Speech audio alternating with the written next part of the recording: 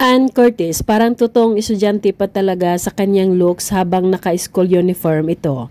Sa kanilang taping para sa TV series na It's Okay to Be Not Okay. Batang-bata, sariwang-sariwa.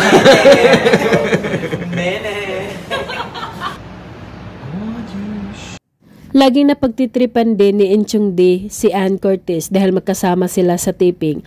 Dahil matakutin, si Ann Curtis ay madali lang itong magulat.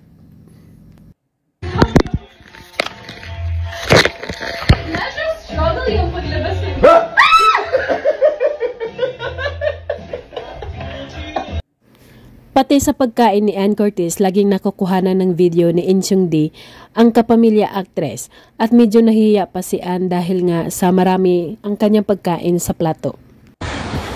Ay, pagod talaga siya sa work eh. Oh. Tama na. Siya si Mia. Aliw na aliw si Inchung D sa pagkuha ng mga behind the scene taping ni Ann Curtis mula sa mga iba't ibang suot nitong damit at pati na rin sa kahit nagpapahinga ang kapamilya actress. GGSS siya today. Bawali po. Ann, tumatakbo ka ba? Hindi napigilang matawa ni Ann Curtis sa tanong ni Inchung D sa kanya habang nakaupo siya sa isang tabi at nakasuot ng itim na damit at black boots.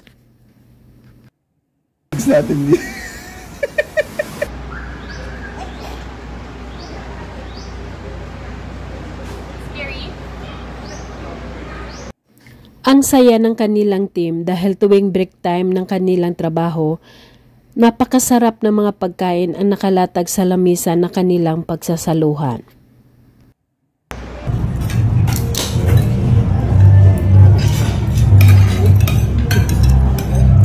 Sarap! Wow!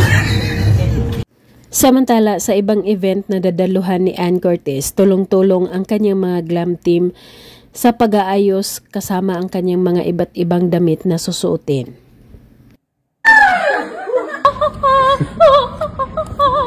I love it. I sound good here. Away from cold. Super saya ni Ann pagkatapos niyang ayusan. Napakanta pa ito na parang nasa theater. Ayon pa nito, nagustuhan niya ang area na yon dahil napakaganda daw ng kanyang boses pakinggan. At ang ganda pa ng kanyang mga gown.